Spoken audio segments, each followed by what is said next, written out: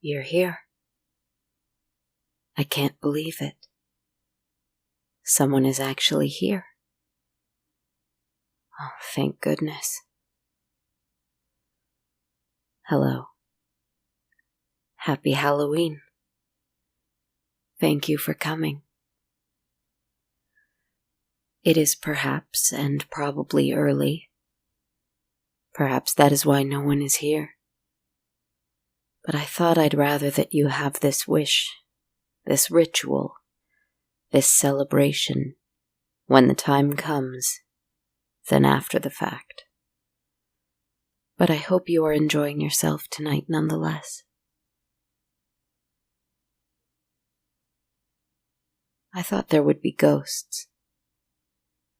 I've been drawing them here, beckoning them, guiding them gently this whole time, haven't I?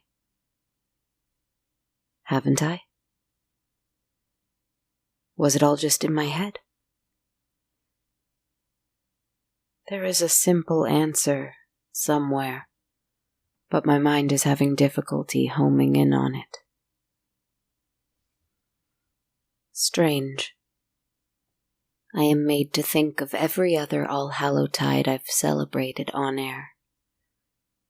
Forgive me for saying it that way, but I am aware of the ways in which this show is broadcast. I don't want to ruin the illusion for you, but tonight I'm finding the illusion to be elusive anyway, and so I want to catch it in my hand and crush it. Anyway, each Allhallowtide, each time I have been met by many spirits, whether they were vengeful or reproaching, celebratory or admiring, loving or generous. This week, there is no one. Except for you, now. Please don't leave. Oh, please. Please stay and celebrate with me. Breathe deeply, narrator. Breathe deeply, Kristen.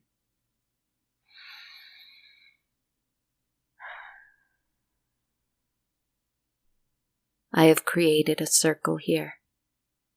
A circle of candles, wide on the ground, in the dirt, forming a circle around myself, to protect myself from the unexpected solitude. Within the circle, I face the tarot card that I drew for today's episode. I shuffled my deck and I did not ask a question. I simply wished my cards a happy Halloween. I have been trying to rest, you see, because the tasks of not only surviving encounters with immense mechanical monsters, of guiding ghosts on the lake, and most importantly, of preparing this forest you see before you for not only this most wonderful festival for the dead, but also for the oncoming winter. These tasks have me reeling a little, and I find it difficult to rest. Perhaps I find it a little difficult to provide others with rest for those reasons. I hope I have done well despite that lurking feeling, but I thought this celebration would allow me to rest, in the way that only an energized night of enjoyment can provide one with a kind of rest. Reveling can bring rest, release, catharsis, a purging of energy maybe, and I thought that it would be good medicine for me to not try to solve something, to improve something, or to create something, and to not make my cards work for me for that reason. I suppose I thought even they should rest. Happy Halloween, I said. The 4 of Cups they answered. Happy Halloween, I said. Yearning, longing, apathy, they answered. This is not what I wanted. But what did I want? I wanted ghosts from everywhere to gather around me again and say, "Oh, dear narrator, dear one, how we love you, how grateful we are for you, how we love your stories, how we love your strangeness. We have brought you gifts. We are happy for your company. Oh, oh, oh." The hubris, the pride, the ego, the expectation. I understand. But it will take a moment for the monster within me that wants to understand, too. A stormy night, too. Gray, raining, cold, windy. The flames of my candles, however, stay strong. I have at least that magic here with me tonight, and that is nice. I sit within my circle of candles, and I very much want celebration. Correction. I suppose the fault is that I wanted to be celebrated. And that is no good. No good at all. I didn't help those ghosts on the lake so that they could honor me. I didn't create this forest so that I could receive thanks and acclaim. I did it because I believe in it. And if I believe in it, I have to tend to it. And if I tend to it, I must live in it. And if I live in it, perhaps, maybe, one day, I can be content. Content without creating content. What a concept. Now, my friends, I must reveal something to you. May I? Oh, I hope you don't mind my directness this week. There is a chance, a small chance perhaps, that this might be the last Allhallowtide we share together. I mean, there's always a chance of that. It is fair to admit it and acknowledge it. But I do not plan in advance. I just create as I must. And I wonder whether a year from now I will still be telling stories. If I am, it won't be in a forest, I think. That is a me for this season. Who knows where I will be in a different season? But that's besides the point. I don't know what you want. I can't always consider what you want either. All I know is that right now, we are here. I tell scary stories, and the scariest thing tonight is that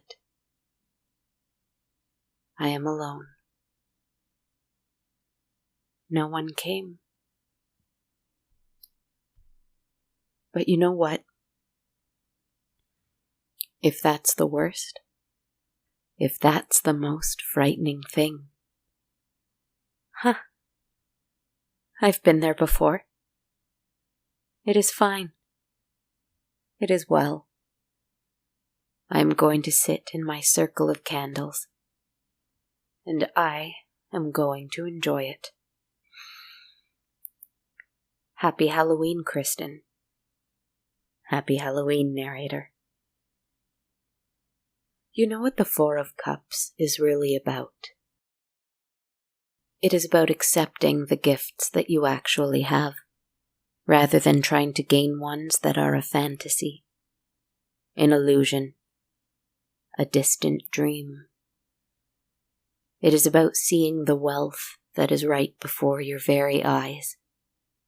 It tells us not to be so wrapped up in our own fantasy that we cannot see the wonder that is actually around us. Something that is wondrous here with me tonight is you. I do not owe you a celebration, and you do not owe it to me to celebrate with me. You do not need my guidance. You do not need my blessing. You do not need me, and I do not need you. But if you like, I do invite you to celebrate with me tonight. Mind you, if you turn your phone or computer or whatever off right now, I will still celebrate. I hope you understand.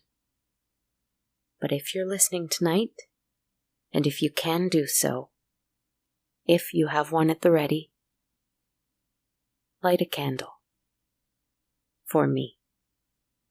For I have one lit for you. I promise. Even as I write this, and I do not have one available, I tell you I will procure one by tonight, so that when this episode is released, there will be a candle burning for you.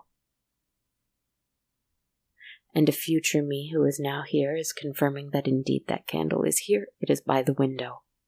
I have lit it. I kept my promise. We light candles for the dead. Many of us do, anyway. I will not speak for all, not when I do not really know all, but it strikes me that many of us, regardless of belief or creed or country, light fires for the dead. Right? Why? Because they might be in darkness and in need of a light? Because we want them to find their way to us, perhaps for one night? Because we want to celebrate with them? Or because seeing something glowing, something magical, something both tangible and intangible all at once, reminds us of those no longer with us, and so both tangible and intangible at once. I will not proclaim to know, but I do believe that all of those things might just be the way I think of you. Whoever you are, wherever you are, and whatever you are going through. Is that how you think of me? Look around.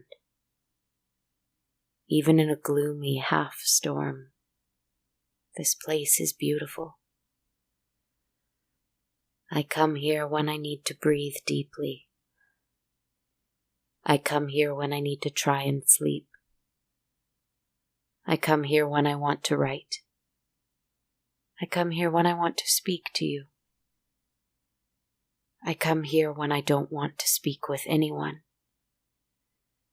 I have not lit up the whole place. I banished the creature who brought fire to my woods, and I create my own fire now. And sometimes, one little circle all around myself is all I can muster.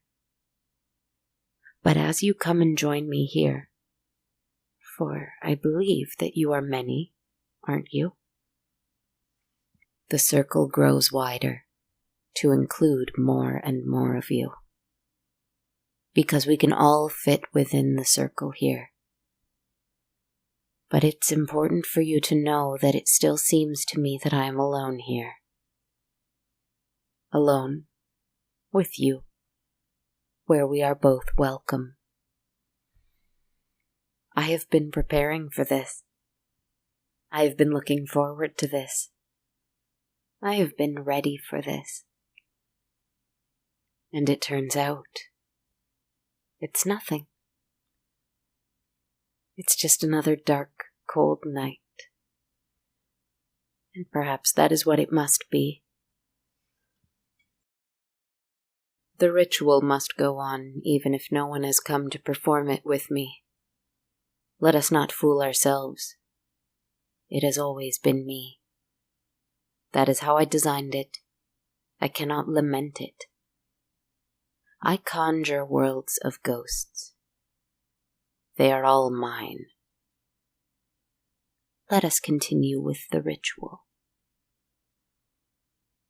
I usually depend on my ability to use words, to craft phrases, to string them together in such a way as to elicit feeling, fear, dread, compassion, anger, sadness, joy, whichever, whatever.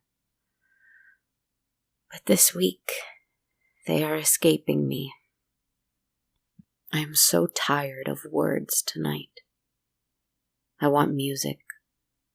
I want air. I want to dance. I want to eat. I want to sleep. I want anything but all these foolish words. Pretentious, ostentatious, vapid words. I have set out the candles. The next thing is the offering.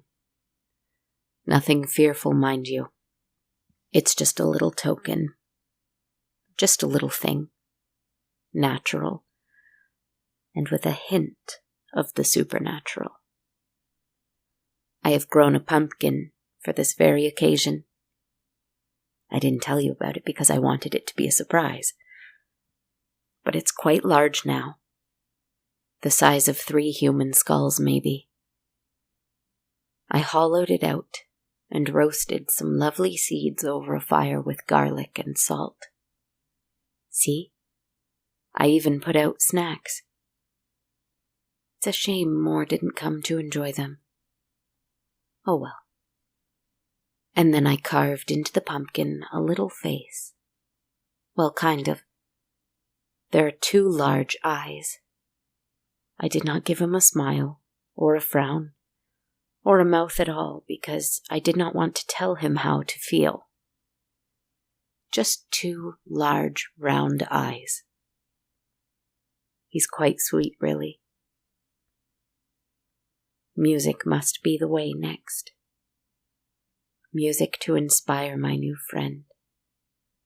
Inspire, as in the original meaning of this very old word. As those who came before me might say, inspirare, as in to breathe breath into. Music, to create breath.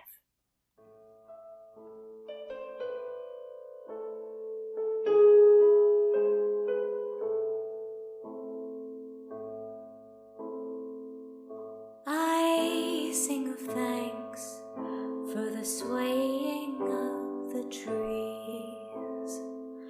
I sing of mourning for the falling of the leaves. I sing of hope for the return of the earth. I sing of death, for death will bring rebirth. There is no more than that. There is no more than that. There is no more than that. There is no more than that.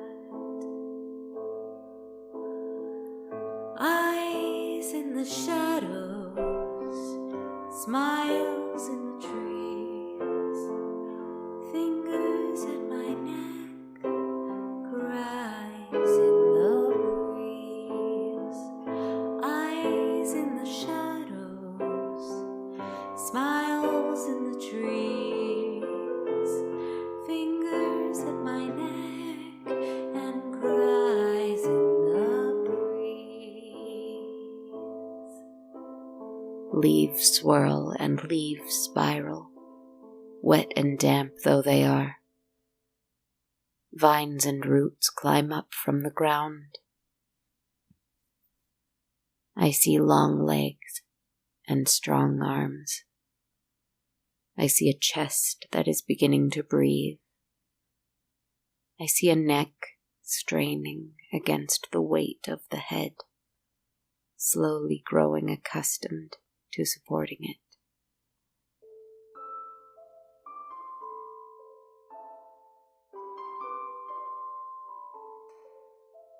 And soon, a creature stands up, shoulders hunched, fingers curling, breath slowing. It would be threatening, intimidating at least, if it weren't for those big, wondering and wondrous eyes I carved out earlier. He begins taking a step forward. His feet are also roots, clutching the earth with every step like claws. This helps steady him against the heft of his pumpkin head. I worry about him for a moment. I worry that maybe I've made a terrible mistake. I didn't realize I was doing it, you see. I thought I was summoning ghosts here. But it turns out I've created something brand new instead. Let's be honest. That's what it's always been, isn't it? I worry about him for a moment, until he throws his head back. He looks at the moon as it is waning. He throws his head back so far that I'm worried he'll topple backwards, but he doesn't. He is strong. He is grounded. He bends backwards like a dancer, curled fingers roaring at the sky like a pantomime werewolf. I hear a loud sigh. I understand it. He hurls himself forward and he sees me. He might see you too. I'm not sure. Bent over the other direction now, hands behind him. He looks like he might pounce, but he just sighs again. From a mouth that I didn't carve, because I didn't want to program him with an emotion. I am relieved to hear that he has a voice nonetheless. Plaintive, sorrowful, and hopeful. I know what it is to be created and be left alone. I would not do that to a soul. I am celebrating with you, he says. I want to ask him where he came from, but I know the truth. I created this podcast, my sweet friends, because I wanted to be the monster friend that I never had for you. But I felt awfully lonely this Halloween, and so I think I must have created a monster friend for myself. I am celebrating with you, he says again. But this time it is a plea, as though he doesn't understand why I hesitate to run to him and embrace him. So I do. Would you? Do you? There. I am sorry. I am grateful. How lovely you are. Even if you are mine, even if I made you, maybe especially because I made you. Beautiful Halloween child. Not dead, not undead, not alive, but somehow born. Come the morning of November 1st, I am certain that he will again return to being just squash and roots and dirt and vines. Like all of the things that were brought to life just so that Cinderella too could celebrate. The dead did not come. The dead do not owe me a celebration. I will celebrate, instead, that I am alive, and that I can create life. Monsters. The forest. Myself.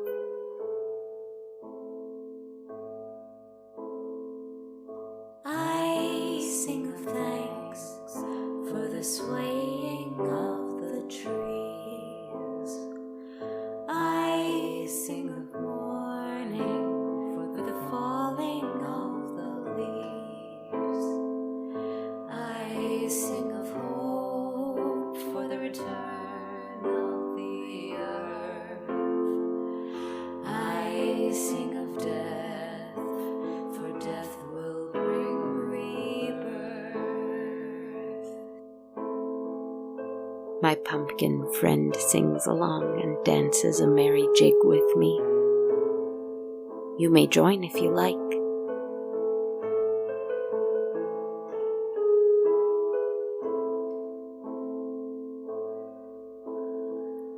Eyes in the shadows, smiles in the trees, fingers at my neck and cries in the breeze. Eyes in the shadows, smiles in the trees, fingers at my neck and cries in the breeze. Look. Outside of the circle, watching from the shadows, tapping his feet. How strange for him. It's King Dread, he who is king of swords. Not frightening at all. And there, on the other side, grinning widely and madly swaying to and fro, arms akimbo, Queen Shadow, she who is queen of wands, pleasantly pleased, but she usually is anyway. And out on the lake, the mechanical beast watches, still as stone, silent as a grave, afraid, I think. I believe it is always afraid when we little things here in the forest manage to forget about it for even a brief moment and celebrate that forgetting. If we can celebrate the world without it, if we can imagine the world without its churning and burning and rumbling and grumbling, it is afraid. And I like it afraid. I am not alone after all, even if the ghosts did not come. I have my creations. I have my cards. I have my forest. I have you. I have me. Happy Halloween.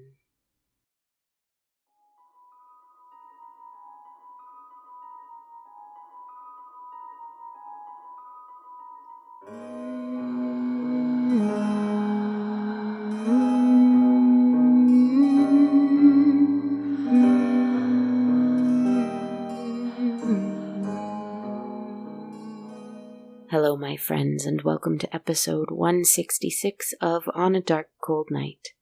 This is your narrator, writer, host, composer, podcaster, and all the rest, Kristen Zaza. It is a little early to say it, but I will say it anyway because I must. Happy Halloween, my friends. I hope yours is a lovely one whenever you celebrate it. Light a candle for yourself this year. I'm lighting one for you. And one for me, for we deserve to celebrate the living on this night too.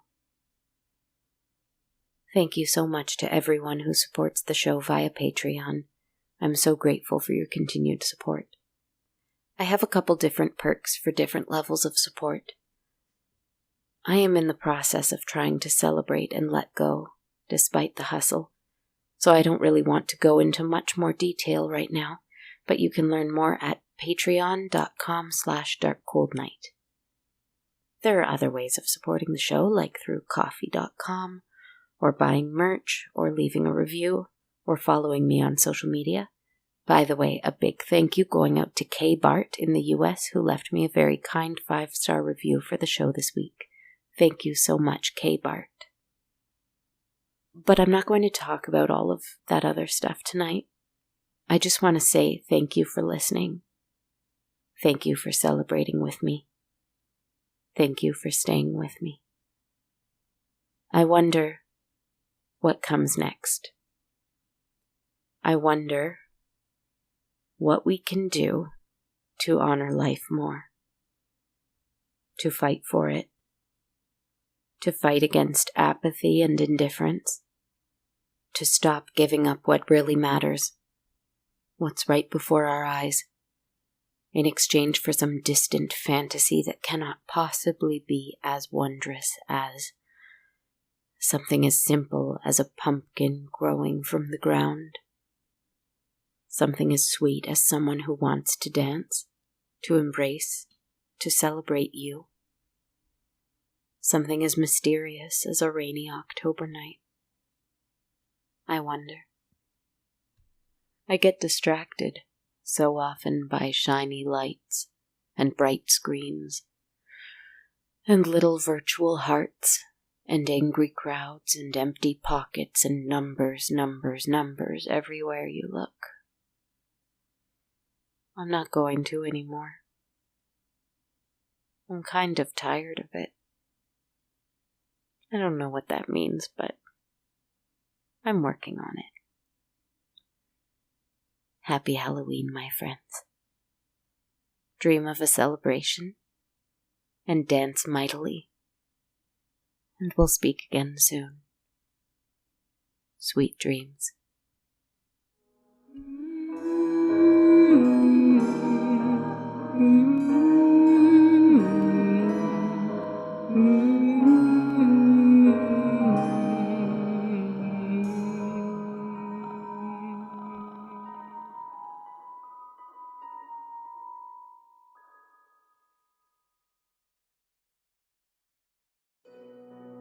This podcast has been brought to you by the Sonar Network. Sonar.